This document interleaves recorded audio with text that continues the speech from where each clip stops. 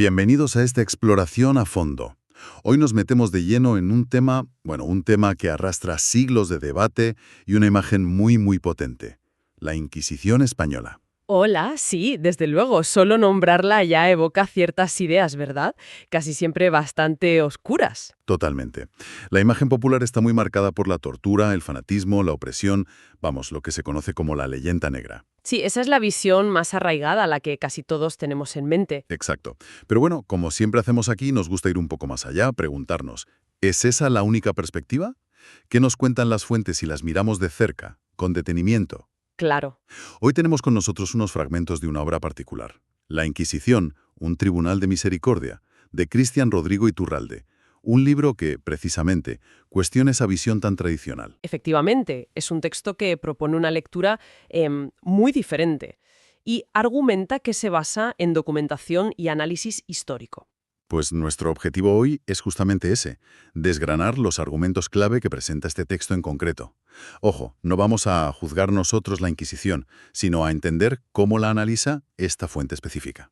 Exacto, se trata de exponer lo que dicen estos fragmentos. Veremos cómo aborda la leyenda negra, los procedimientos del tribunal, su contexto histórico, siempre, insisto, ciñéndonos a la información que nos dan estos textos. Vale, pues vamos a ello. ¿Por dónde empezamos? Pues yo creo que lo lógico es empezar por el concepto central que el texto quiere, digamos, desmontar: la leyenda negra. De acuerdo. ¿Y cómo la define la fuente? ¿Qué es y de dónde surge, según estos fragmentos? Pues la define como un conjunto de mitos, de relatos difamatorios que surgieron sobre todo en países protestantes. Piensa en Francia, Alemania, Inglaterra, en épocas de conflicto directo con España y con el papado. O sea que, según esta perspectiva, no nace de un análisis histórico objetivo, sino más bien en un contexto de rivalidad política y religiosa. Exacto. El texto subraya mucho esas motivaciones, políticas, claro, pero también económicas: la lucha por el control del Atlántico, por ejemplo, territoriales, y de fondo siempre la cuestión religiosa. Ajá. De hecho, cita a Donoso Cortés, que decía algo así como que detrás de toda cuestión política hay una cuestión religiosa. Ve esa conexión como fundamental. Entendido. ¿Y cómo dice el texto que se construyó esa leyenda? ¿Qué método señala? Pues argumenta que se basó mucho en la falta de pruebas documentales sólidas, que recurrió a relatos más bien fantásticos, muy exagerados, y sobre todo a apelar directamente a las emociones. A las emociones. Sí, menciona por ejemplo al historiador judío Cecil Roth, que según el texto señalaba cómo se usaban anécdotas picantes o incluso eróticas para alimentar los prejuicios contra la Inquisición, buscando el morbo, digamos. Qué curioso ese punto sobre apelar a las emociones. Sí, el texto también cita a Balmes, el filósofo español, que criticaba justo esa estrategia de mover sin convencer, o sea, usar el sentimiento en lugar de la razón. ¿Como una forma de propaganda, entonces? Exacto.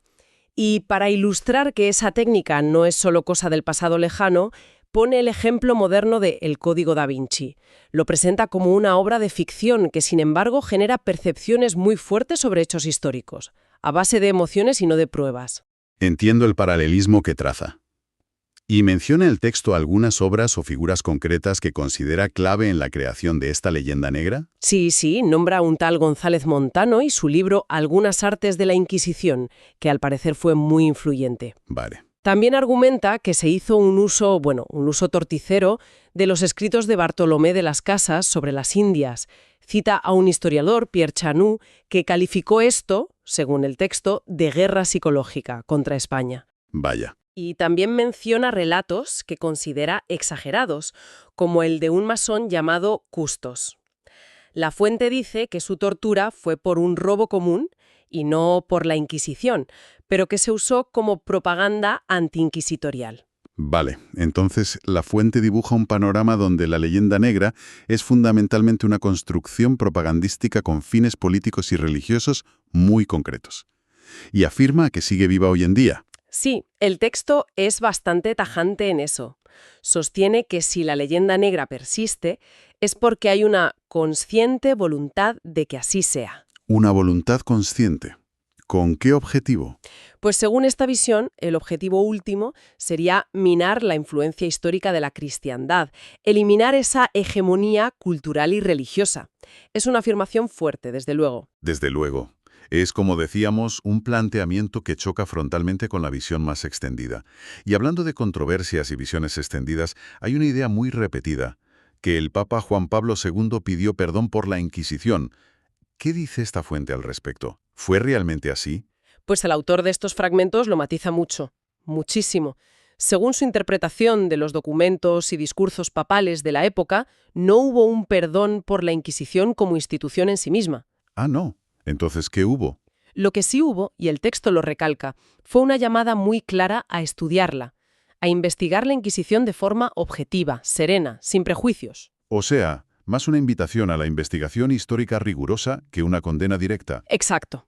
Y, junto a eso, también un reconocimiento explícito de que miembros de la Iglesia, a lo largo de los siglos, cometieron errores y abusos. Eso sí. Vale. Cita directamente a Juan Pablo II diciendo algo como la Iglesia no tiene miedo a la verdad que emerge de la historia y está dispuesta a reconocer equivocaciones. Pero el texto insiste en que esto se refería a acciones individuales, a pecados de los hijos de la Iglesia, no a una condena de la institución inquisitorial como tal. Entiendo la distinción.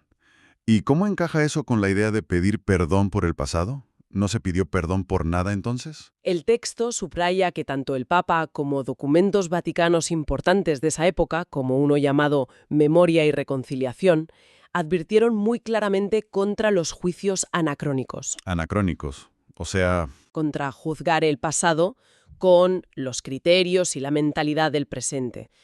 El documento papal se preguntaba retóricamente si se puede cargar sobre la conciencia actual culpas de fenómenos históricos que son irrepetibles, que pertenecen a otro mundo, a otra forma de entender las cosas.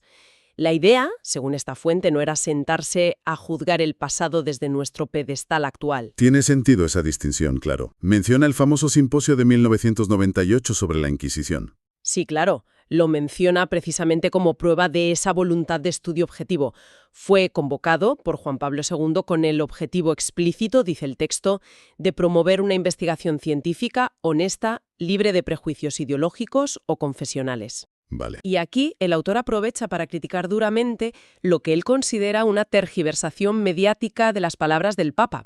Dice que muchos titulares fueron del tipo «El Papa pide perdón por el escándalo de la Inquisición» y que eso simplificó y distorsionó el mensaje real, que era mucho más matizado. Entendido. Así que, según esta fuente, el gesto de Juan Pablo II fue mal interpretado por los medios y en realidad buscaba un análisis histórico riguroso, reconocer errores puntuales de personas, pero no una condena total de la institución. Esa es la interpretación que ofrecen estos fragmentos, sí. Esto nos lleva directamente a preguntarnos, ¿cómo funcionaba realmente ese tribunal según estos textos? ¿Era tan arbitrario y cruel como sugiere la leyenda negra? Pues la respuesta del texto es un rotundo no. Para argumentarlo, primero nos pide que nos situemos en el contexto histórico de la época. Eso es clave. A ver, La herejía, en aquel entonces, no se veía solo como una desviación religiosa personal. Era considerada un crimen gravísimo contra toda la sociedad y contra el Estado. un crimen de Estado. Sí, comparable a la lesa majestad, o sea, a la alta traición contra el rey.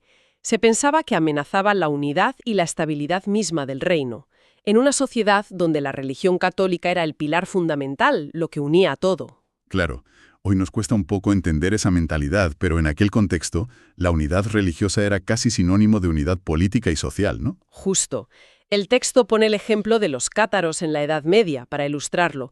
No eran solo disidentes religiosos, sus doctrinas, como el rechazo a la procreación o al juramento, que era la base de las relaciones feudales, se veían como una amenaza directa al orden social establecido. Vale. Incluso cita un historiador, Charles Lea, que no era precisamente procatólico, pero que reconocía que, frente a los cátaros y sus ideas, la ortodoxia católica representaba, en ese momento, la causa de la civilización y del orden. Vale. Entendido el contexto que plantea la fuente. Suena muy diferente a como lo vemos hoy. Y sobre los procedimientos concretos de la Inquisición, ¿defiende que eran justos para la época? Defiende que, comparativamente, ofrecían más garantías procesales que los tribunales civiles de la misma época, e incluso que los tribunales de zonas protestantes contemporáneas. Más garantías. ¿Cómo cuáles? Cita, por ejemplo, al padre Jerónimo Montes, que, según el texto, destacaba la reticencia de la Inquisición a usar la prisión preventiva sin pruebas bastante sólidas, algo que, al parecer, no era tan común en otros fueros. Ajá. También menciona a Alec Melior, un jurista francés que comparaba las antiguas ordalías o juicios de Dios medievales con la detención preventiva arbitraria moderna, sugiriendo que a veces el pasado ofrecía, paradójicamente, más protección contra la arbitrariedad que ciertas prácticas modernas. Incluso llega a decir que los tribunales civiles de la época eran peores en sus procedimientos. Sí, el texto alega que en los tribunales civiles se daban fraudes procesales. Pone un ejemplo: notificar la aplicación de tortura solo cuando el reo ya estaba en la cámara de tormento, impidiendo así que pudiera apelar antes. Vaya. Y contrasta esto con lo que describe como una brutalidad mucho mayor en otros lugares. Menciona la Inglaterra de Enrique VIII e Isabel I, la Alemania luterana. Cita un testigo presencial, un tal Mayfart, que hablaba de la duración extrema de las torturas allí, y al propio Lutero, que según el texto abogaba por castigos físicos duros para los herejes. O sea que pinta un cuadro comparativo donde la Inquisición española sale relativamente bien parada. Comparativamente sí. Incluso menciona que aunque Luis XVI abolió formalmente la tortura en Francia poco antes de la Revolución, esta siguió usándose de facto, y que el propio Napoleón llegó a ordenarla en ciertos casos. Entremos entonces en el detalle de cómo funcionaba la Inquisición según esta fuente.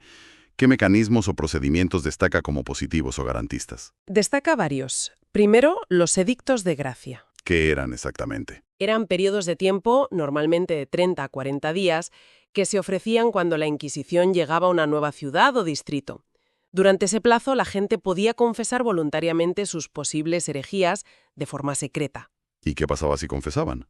Pues recibían penitencias muy leves, generalmente de tipo espiritual, rezos, ayunos, y quedaban reconciliados con la Iglesia sin mayores consecuencias. El texto afirma que estos edictos tuvieron un éxito enorme, con miles y miles de personas acogiéndose a ellos. Era una forma de empezar con, digamos, una oferta de clemencia. Una especie de amnistía inicial, entonces, para limpiar la situación. Algo así, sí.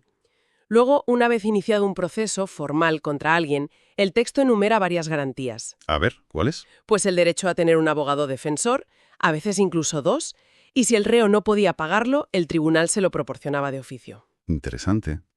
¿Qué más? La presencia constante de notarios en todas las fases del proceso. Tenían que apuntarlo todo minuciosamente en las actas, las preguntas, las respuestas, las declaraciones de testigos e incluso las quejas o protestas del propio acusado. Todo quedaba registrado. Todo. O sea que en teoría hay registros muy detallados de los juicios. Según la fuente, sí, de forma exhaustiva. Eso permite hoy, dice, estudiar los casos con mucho detalle. También menciona la posibilidad de recusar a los jueces si el acusado creía que tenían enemistad con él, y el derecho a apelar la sentencia ante instancias superiores, como el Consejo de la Suprema Inquisición en Madrid o incluso, en algunos casos, a Roma. Y tenían asesores. Sí, los inquisidores tenían la obligación de consultar a un consejo de asesores expertos, juristas y teólogos, llamados consultores o calificadores, antes de dictar una sentencia importante. No decidían solos. Vale, muchas garantías formales sobre el papel. Pero vayamos al tema estrella, al que siempre sale. La tortura. ¿Qué dice el texto sobre su uso? Lo niega. No lo niega. Admite que se usó, pero afirma que fue excepcional. ¿Excepcional en qué sentido? ¿Hay cifras? Cita varias estimaciones de historiadores reconocidos, menciona a Kamen, Lía, Benazar, que basándose en los propios archivos inquisitoriales, la sitúan en torno a un 2% o 3% del total de los casos procesados a lo largo de su historia. O sea, una minoría muy pequeña de casos. Un 2-3%. Sigue siendo tortura, pero desde luego no la imagen de que se aplicaba a todo el mundo. Claro, y además recalca que cuando se usaba, porque se consideraba un medio legítimo en la época para obtener la verdad en crímenes graves, no solo por la Inquisición, sino por todos los tribunales. Estaba muy regulada. ¿Regulada cómo? ¿Había normas? Sí. normas estrictas, según el texto. Límites en la duración, no podía exceder cierto tiempo, generalmente corto. Límites en el número de veces que se podía aplicar, normalmente una sola sesión. Estaba prohibido usar métodos nuevos o inventados, solo los establecidos. Y se prohibían los que causaran mutilación permanente o pusieran en grave peligro la vida del reo. ¿Y quién estaba presente? Siempre era obligatoria la presencia de un médico para vigilar el estado del acusado y del notario, que, como decíamos, tenía que registrarlo todo, incluyendo si el reo se quejaba o si sufría algún daño. Vale, ¿y el objetivo, según la fuente, cuál era? ¿Castigar? No, el objetivo que le atribuye el texto no era castigar por castigar, era obtener la confesión del delito de herejía. La confesión era vista como necesaria para que el reo pudiera arrepentirse, recibir la penitencia y reconciliarse con la Iglesia. Era un medio para un fin, digamos, judicial y espiritual, no un fin en sí mismo. Entendido. Excepcional, regulada y con el fin de obtener la confesión según esta visión. ¿Y qué pasaba después del juicio si alguien era declarado culpable de herejía grave y no se arrepentía? Ahí entra lo de la relajación al brazo secular, ¿no? Que suena un poco raro. Exacto. La relajación al brazo secular es un término técnico clave. Significa que la Inquisición, como tribunal estrictamente eclesiástico, no tenía potestad para imponer la pena de muerte. No ejecutaba a nadie directamente. Ah, ¿no? Entonces, ¿quién lo hacía? Lo que hacía la Inquisición era declarar que una persona era hereje impenitente, es decir, que no se arrepentía de su herejía o que había reincidido después de una condena previa. Una vez hecha esa declaración, relajaba al condenado. Relajaba. Sí, es decir, lo entregaba a las autoridades civiles del rey al brazo secular.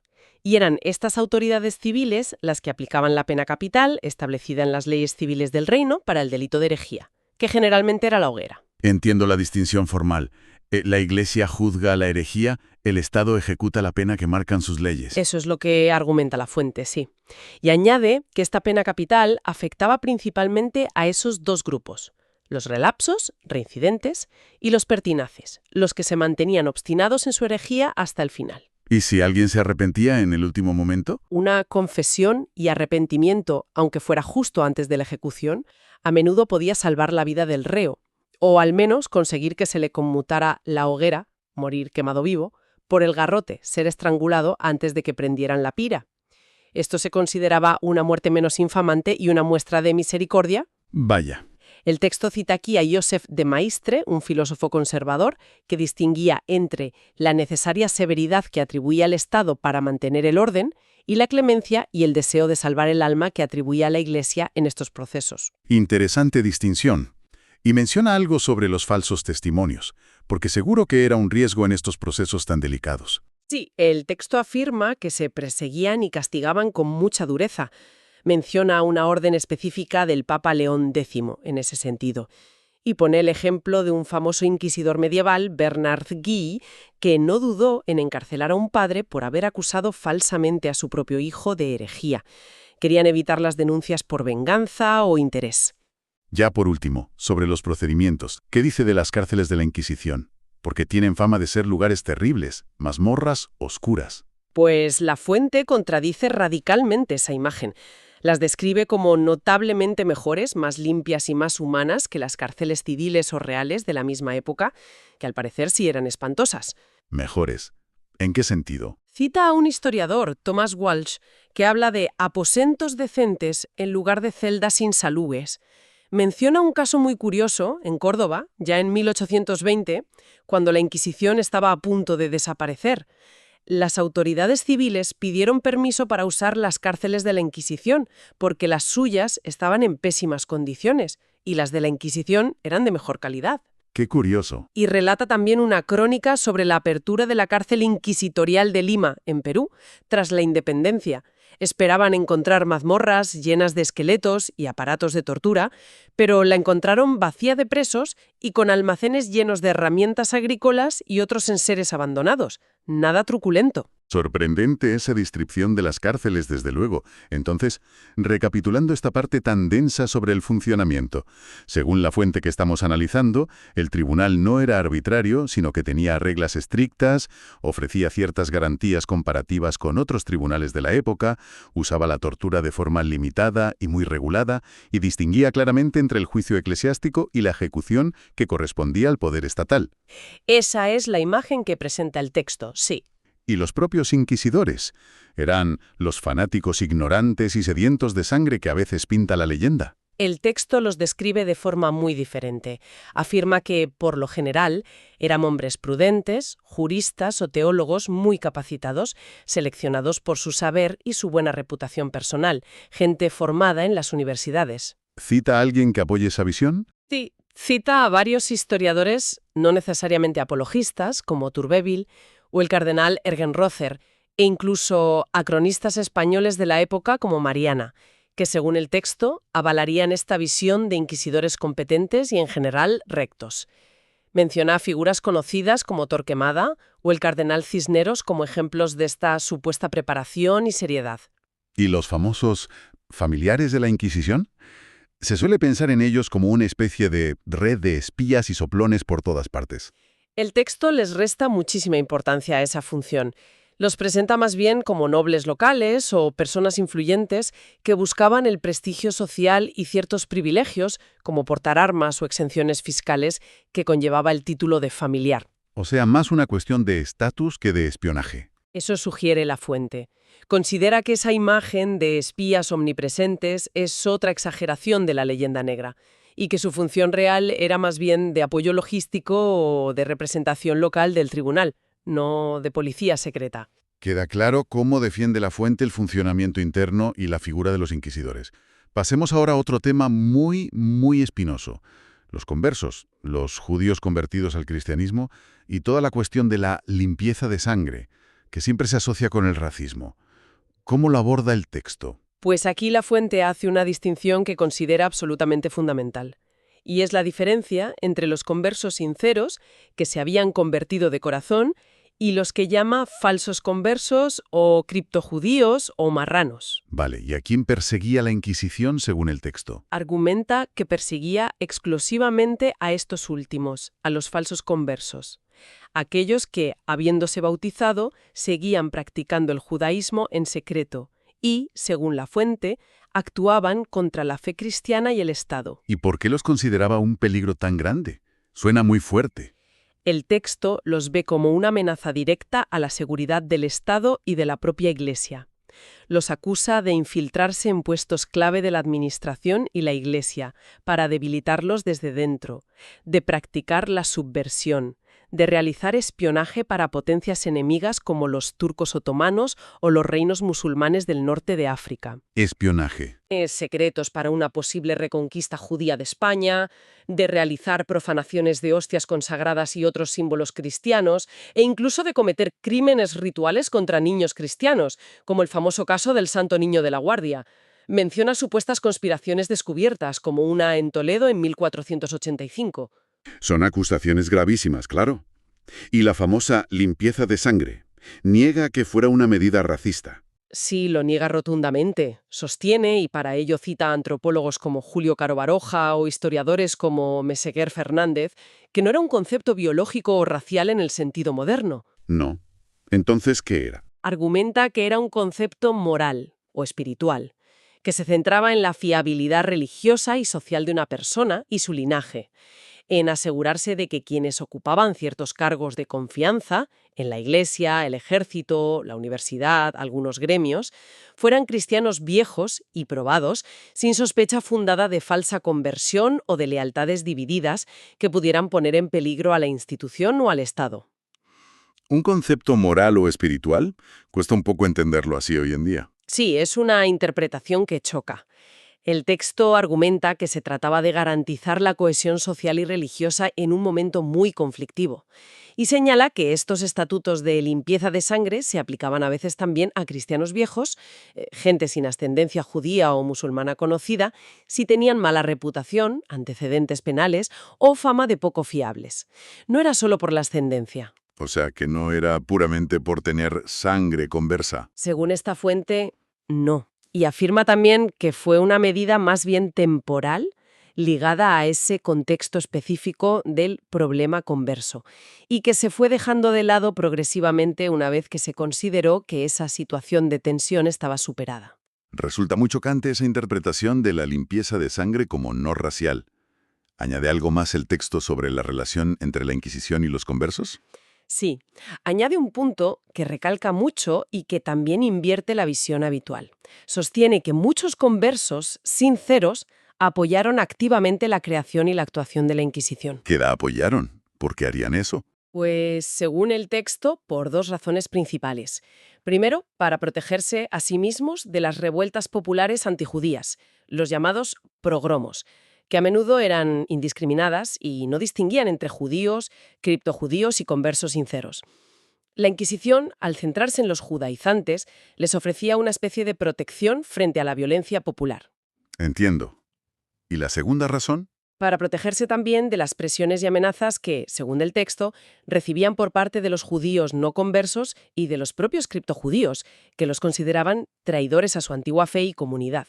Veían a la Inquisición como un escudo frente a esas coacciones internas. Vaya. El texto cita incluso a Simon Wiesenthal, el famoso cazador de nazis, quien, según esta fuente, habría señalado en alguna ocasión el papel que algunos conversos resentidos tuvieron en fomentar el antisemitismo contra los que no se convertían. Es complejo. O sea que invierte totalmente la narrativa. La Inquisición no solo no perseguía a los conversos sinceros, sino que actuaba, en cierto modo, como su protectora frente a la violencia popular y la presión de los judaizantes. Esa es la tesis que presenta la fuente, sí. Y sobre el antijudaísmo en general en la España de la época. Lo minimiza. No lo minimiza, pero lo contextualiza. Argumenta que el antijudaísmo no era ni mucho menos algo exclusivo de España. Cita de nuevo a Wiesenthal para decir que estaba extendido por toda Europa. Y va más allá. ¿En qué sentido? Menciona el fuerte antijudaísmo presente en figuras clave de la Ilustración, como Voltaire, Rousseau, Diderot, Kant o Hegel. Lo hace para mostrar que el rechazo a los judíos no era un fenómeno únicamente católico o medieval español, sino que persistió e incluso se reformuló en épocas y corrientes de pensamiento supuestamente más avanzadas. Entiendo, para relativizar la singularidad española en este tema. Y afirma también que España, históricamente, y a pesar de los conflictos, había protegido a sus comunidades judías durante siglos, mucho más que otros reinos europeos de donde habían sido expulsados mucho antes. ¿Protegido? ¿Cómo sostiene eso, si hubo una expulsión final? Bueno, antes de la expulsión de 1492, recuerda que las comunidades judías, las aljamas, tenían una gran autonomía jurídica dentro de los reinos cristianos. Tenían sus propios tribunales, los Bet Din, que aplicaban sus propias leyes basadas en el Talmud. Y esos tribunales judíos, según el texto, dictaban castigos que podían ser muy severos, incluyendo mutilaciones o incluso la pena capital, según la ley talmúdica, para delitos internos de la comunidad. O sea que tenían su propio sistema legal y penal. Sí. Y argumenta que la hostilidad popular contra los judíos, cuando surgía, a menudo no era puramente por religión abstracta, sino que respondía a factores sociales muy concretos, como la percepción de la usura en los préstamos o la memoria histórica de una supuesta colaboración de algunos judíos con los invasores musulmanes siglos atrás. Cita como ejemplo de tensiones internas el caso del asesinato de un importante recaudador de impuestos judío, Joseph Pichon, a manos de otros correligionarios suyos, un crimen que provocó una fuerte reacción antijudía. Y aún añade un punto más sobre la cuestión racial, en verdad. Uno bastante polémico. Sí, el último sobre este tema. Alega que los propios judíos, especialmente los sefardíes, los de origen español, eran extremadamente celosos de mantener su pureza de raza o linaje. Cita a un rabino llamado Israel Newman que afirmaba esto. Pureza de raza judía. Sí, según esta fuente, los propios judíos veían con muy malos ojos los matrimonios mixtos con no judíos, incluso más que los cristianos de la época, porque querían preservar la identidad y la pureza de su pueblo. Es un argumento que, de nuevo, busca invertir la acusación de racismo. Sin duda, es una perspectiva muy compleja y en muchos puntos radicalmente opuesta a las interpretaciones habituales sobre conversos, limpieza de sangre y antisemitismo en la España de la Inquisición. Da para pensar, desde luego. Cambiemos de tercio. La cultura. La gran acusación. Es cierto, como dice la leyenda negra, que la Inquisición fue un yugo, un freno terrible para el desarrollo intelectual y científico en España, que provocó un atraso secular. Pues la fuente que estamos analizando dice exactamente lo contrario. El argumento central que utiliza es una constatación histórica. El mayor esplendor cultural de España, el famoso Siglo de Oro. Cervantes, Lope de Vega, Calderón, Velázquez, las grandes universidades. Exacto. Toda esa explosión cultural, artística y literaria sin parangón coincidió precisamente en el tiempo con el periodo de máxima actividad y poder de la Inquisición española, los siglos XVI y XVII. Es una coincidencia temporal llamativa, eso es innegable. El texto la subraya muchísimo. Cita a varios autores muy diversos. Menciona al historiador católico Thomas Walsh, pero también a H.G. Wells, al filólogo alemán Karl Fossler o al erudito español Menéndez Pelayo, que desde distintas perspectivas habrían destacado esta paradoja, o al menos esta coexistencia. El argumento es: si la Inquisición hubiera sido tan asfixiante y oscurantista culturalmente, ¿cómo se explica semejante siglo de oro bajo su vigilancia? Es una buena pregunta. Pero claro, existía la censura de libros, el famoso índice de libros prohibidos.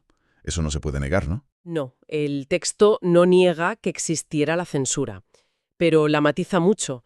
Sostiene que era una censura selectiva, no indiscriminada. ¿Selectiva en qué sentido? Afirma que la Inquisición intervenía principalmente en dos tipos de libros: aquellos con contenido teológico que se consideraba claramente herético según la doctrina católica, y aquellos otros que, bajo una apariencia científica, filosófica o literaria, escondían lo que el tribunal interpretaba como mala intención doctrinal o ataques velados a la fe o a las costumbres. O sea que se centraba en lo doctrinal y moral, no en todo el saber. Eso argumenta. Y añade otro matiz importante. A menudo la censura no implicaba la prohibición total del libro, sino que era expurgatoria. Expurgatoria. ¿Qué significa eso exactamente? Párrafos, frases o incluso capítulos concretos considerados erróneos o peligrosos, pero se permitía la circulación del resto del libro una vez limpio o expurgado. El texto cita a un gran estudioso de la Inquisición, J.A. Escudero, diciendo que en general hubo poca gazmoñería. Gazmoñería. Sí, como puritanismo excesivo o censura de temas que no fueran estrictamente teológicos o morales. Sugiere que la Inquisición no se metía tanto en cuestiones puramente científicas o literarias, sino veía un peligro directo para la fe. Entiendo la matización. ¿Y el caso paradigmático de Galileo Galilei? Siempre se usa como el ejemplo cumbre del choque entre la Iglesia, en este caso la Inquisición romana, no la española, y la ciencia. ¿Cómo lo aborda el texto? Pues también lo aborda, pero lo presenta de forma muy diferente a la habitual. No lo ve como un simple conflicto entre ciencia y fe, entre la razón y el dogma. Entonces, ¿cómo lo ve? Lo presenta más bien como un debate sobre la prueba científica de la teoría heliocéntrica, la idea de que la Tierra gira alrededor del Sol. Señala que en la época de Galileo, incluso Copérnico, quien formuló la teoría, y Kepler, que la desarrolló, la consideraban una hipótesis matemática muy útil para los cálculos, pero no necesariamente una descripción física demostrada de la realidad. No había pruebas empíricas concluyentes todavía. O sea que el problema no era la teoría heliocéntrica en sí, que además Copérnico era canónigo y dedicó su libro al Papa, sino que Galileo la presentara como una verdad absoluta y demostrada, cuando, según esta fuente, no tenía pruebas científicas irrefutables en ese momento para convencer a todos. Exactamente. El texto argumenta que Galileo tuvo oposición no solo de algunos teólogos de la Iglesia, sino también de muchísimos otros eruditos, filósofos y astrónomos de la época, tanto católicos como protestantes, que seguían defendiendo el modelo geocéntrico tradicional de Ptolomeo, porque les parecía que encajaba mejor con la física y las observaciones de entonces. Entiendo. Y también destaca que Galileo mantuvo durante mucho tiempo excelentes relaciones y amistad con figuras muy importantes de la Iglesia, incluyendo al Papa Urbano VIII, que luego lo condenó, y a muchos científicos jesuitas del Colegio Romano que inicialmente admiraron y apoyaron sus descubrimientos astronómicos con el telescopio. O sea que no fue un choque frontal desde el principio. Vale. Una visión más matizada del caso Galileo. Y el texto también defiende que la Iglesia en general no era enemiga de la ciencia, ¿no? Sí, argumenta que la Iglesia, y específicamente la Inquisición romana en este caso, actuó a menudo como mecenas y protectora de la ciencia y los científicos. Recuerda que Copérnico era clérigo, que dedicó su obra cumbre al Papa Pablo III. Menciona los importantes trabajos en astronomía, matemáticas y física de los jesuitas, como el padre Clavius, que reformó el calendario, el gregoriano que usamos hoy. Claro. Contrasta esto con lo que describe como un cierto declive intelectual o un estancamiento en algunas zonas protestantes de Europa debido, según el texto, a las continuas y destructivas guerras de religión que asolaron esos territorios durante décadas. Cita incluso la famosa frase atribuida a Francis Bacon: «Poca ciencia aleja de Dios, pero mucha ciencia acerca a él». Así que para esta fuente, la relación entre Inquisición, Iglesia, ciencia y cultura es mucho más compleja, mucho más simbiótica y bastante menos negativa de lo que comúnmente se piensa o se cuenta. Esa es la conclusión que se desprende de estos fragmentos, ¿sí? Bien, nos queda un último punto importante que tocar, aunque sea brevemente: la brujería. ¿Cuál fue el papel de la Inquisición española en la tristemente famosa caza de brujas que arrasó Europa en los siglos XVI y XVII? ¿Fue España uno de los peores lugares? Pues aquí también la fuente invierte completamente la narrativa habitual. Afirma que la Inquisición española fue, y usa esta palabra, sorprendentemente benigna con el tema de la brujería. Benigna. ¿Comparada con quién? Las ejecuciones masivas que ocurrieron en otras partes de Europa, sobre todo en los países protestantes, Alemania, Suiza, Inglaterra, Escocia, las colonias americanas como Salem, pero también en algunas regiones católicas fuera de España, Francia, por ejemplo. ¿Y por qué esa supuesta benignidad? ¿No creían en las brujas? Sostiene que los inquisidores españoles en general eran bastante escépticos respecto a la realidad literal de los vuelos nocturnos en escoba, los aquelarres o los pactos explícitos con el diablo. Tendían a ver las acusaciones de brujería más bien como producto de la ignorancia popular, de la superstición, de enfermedades mentales, melancolía, histeria, o directamente de engaños, fraudes y sugestión colectiva. O sea, que eran más racionalistas en ese tema. Sí, relativamente. El texto cita a varios historiadores: Cecil Roth, Julio Caro Baroja, el francés Gerard Dufour, e incluso menciona al Museo de la Inquisición de Lima, que apoyaría en esta visión de un escepticismo generalizado entre los inquisidores españoles ante las historias de brujas. ¿Y cómo actuaban entonces cuando llegaban denuncias o había pánico popular? El texto indica que, a menudo, su intervención iba dirigida precisamente a frenar el pánico, a calmar a la gente, a investigar los casos con prudencia y a evitar los linchamientos o los juicios sumarios que a veces llevaban a cabo las autoridades locales o la propia multitud enfurecida. ¿Tienes algún ejemplo? Pone el ejemplo más famoso, el del inquisidor Alonso de Salazar Frías, a principios del siglo XVII en el País Vasco Navarro, en Zugarramurdi. Después de unas primeras condenas por un tribunal local, él investigó a fondo un supuesto brote masivo de brujería, interrogó a miles de personas y concluyó que la inmensa mayoría de las historias eran invenciones, sueños o producto de la presión y el miedo.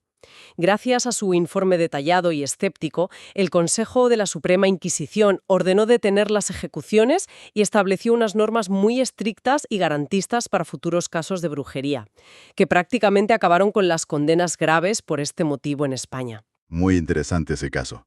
Entonces, según esto, las condenas a muerte por brujería dictadas por la Inquisición española a lo largo de toda su historia fueron Muy escasas, afirma el texto. Cifras mínimas, ridículas si se comparan con los miles y miles de ejecuciones que se dieron en países como Alemania, Suiza, Francia o Inglaterra durante el mismo periodo. Es otro aspecto donde esta fuente contradice radicalmente la imagen popular y la leyenda negra. Bien, creo que hemos recorrido los puntos principales que aborda esta fuente concreta, este libro de Iturralde, en los fragmentos que teníamos. Si tuviéramos que resumir muy brevemente la visión alternativa que presentan, ¿cuáles serían las ideas clave? Pues, a ver, podríamos decir que el texto argumenta fundamentalmente que 1. La leyenda negra es una construcción propagandística con fines políticos y religiosos, no un reflejo fiel de la realidad histórica. Vale. 2. que el gesto del Papa Juan Pablo II respecto a la Inquisición fue una llamada al estudio histórico sereno y al reconocimiento de errores individuales, no un perdón o condena de la institución en sí. Entendido.